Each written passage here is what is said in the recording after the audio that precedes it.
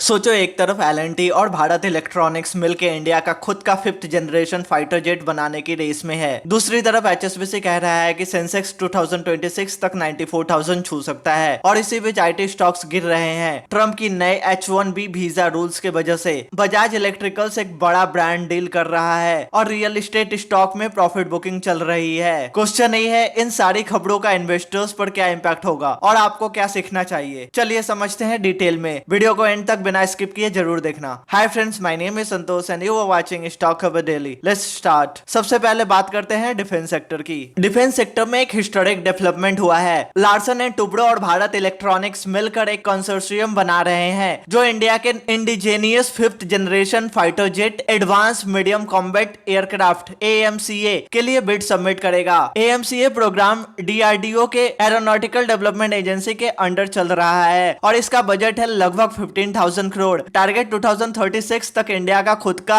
Stealth fighter aircraft बन जाए। Larsen and Toubro का एरोस्पेस प्लेटफॉर्म्स का एक्सपीरियंस प्लस भारत इलेक्ट्रॉनिक्स की defence electronics expertise equals to एक स्ट्रॉन्ग कॉम्बो। पहले भी दोनों कंपनीज ने लाइट कॉम्बैट एयरक्राफ्ट प्रोग्राम में एवियोनिक्स और एरो स्ट्रक्चर्स सप्लाई किए थे। डिफेंस आत्मनिर्भरता एक लॉन्ग टर्म थीम है। स्टॉक्स जैसे Bharat Electronics, Hindustan Aeronautics, Mazagon Dock, Cochin Shipyard और भारत डायनामिक्स इस नैरेटिव के बेनिफिशियरी बन सकते हैं। लेकिन याद रखिए, शॉर्ट टर्म स्पेकुलेशन के बजाय ये सेक्टर पेशेंस मांगता है। अब बात करते हैं सेंसेक्स की। ग्लोबल इन्वेस्टमेंट बैंक HSBC ने इंडिया को अपग्रेड कर दिया है न्यूट्रल से ओवरवेट। HSBC का कहना है कि वैल्यूएशन अब कंसर्न नहीं है और इंडिया का पॉलिसी सपोर्ट स्ट्रांग हो रहा है। 2026 एंड तक सेंसेक्स का टारगेट रखा गया है 94,000, जो आज के लेवल से लगभग 15% अपसाइड दिखाता है। फॉरेन इन्वेस्टर्स ने पिछले एक साल में पैसा निकाला, लेकिन लोकल इन्वेस्टर्स ने मार्केट को संभाला। इस वजह से इंडिया एशिया की एक क्वाइट कॉर्नर बन गई है। ये एक रिमाइंडर है कि शॉर्ट टर्म वॉलेटिलिटी के बावजूद इंडिया इक्विटीज का लॉन्ग टर्म ग्रोथ स्टोरी अभी इंटैक्ट है। इस अपग्रेड से क्लियर है कि ग्लोबल इंस्टीट्यूशंस भी इंडिया के ग्रोथ स्टोरी पर विश्वास कर रहे हैं और ये रिटेल इन्वेस्टर्स के लिए एक स्ट्रॉन्ग कॉन्फिडेंस बूस्टर है। अब बात करते हैं आईटी स्टॉक्स की। ट्रम्प लेड यूएस एडमिनिस्ट्रेशन ने एक नया प्रपोजल दिया है। H1B वीजा लॉटरी सिस्टम खत्म और बेज बेस्ड सिलेक्शन प्रोसेस शुरू।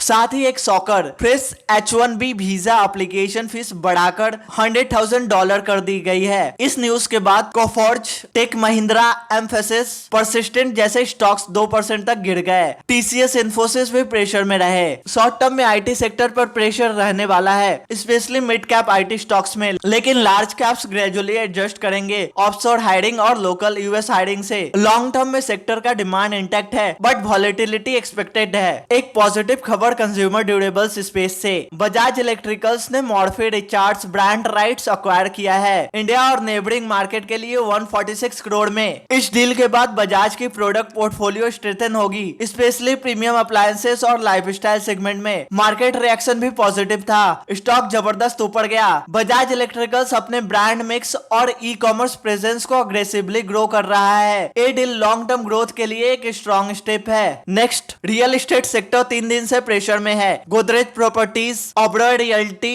जैसे स्टॉक्स गिर गए। Reason, weak affordability, mid income housing की शॉर्टेज और वॉल्यूम ग्रोथ का कंसर्न। इन्वेस्टर कॉन्फिडेंस में भी थोड़ा डेंट आया है। रियल्टी में अभी सेलेक्टिव अप्रोच बेटर है। एनसीआर और पुणे रिलेटिवली स्ट्रॉन्ग मार्केट है, लेकिन ओवरऑल सेक्टर में नियर टर्म वॉलेटिलिटी एक्सपेक्ट करें। तो फ्रेंड्स, आज के मार्केट में 5 बड़े अपडेट्स ये थे। डिफेंस सेक्टर का बड़ा पुश विद AMCA, HSBC का sensex target 94,000, IT stocks under pressure due to US visa reforms, Bajaj Electricals Morphy Richards acquisition, realty stocks का तेजी के बाद प्रॉफिट बुकिंग। हर सेक्टर के अंदर एक लर्निंग है। डिफेंस में पेशेंस, आईटी में रिस्क मैनेजमेंट, कंज्यूमर ड्यूरेबल्स में ब्रांड एक्सपेंशन और रियल्टी में सेलेक्टिव अप्रोच। इन्वेस्टर के लिए सबसे इंपॉर्टेंट है, न्यूज के बेसिस पर इंपल्सिव ट्रेड मत करे। Always think long term, diversify और अपने रिस्क एपेटाइट के हिसाब से डिसीजन ले। So that's it in this video. अगर वीडियो पसंद आया हो तो लाइक करें, शेयर करें और ऐसे इन्फॉर्मेटिव कंटेंट के लिए सब्सक्राइब करें स्टॉक खबर डेली और बेल आइकन दबाना ना भूले। मिलते हैं नेक्स्ट वीडियो में, तब तक के लिए bye bye, take care and happy investing.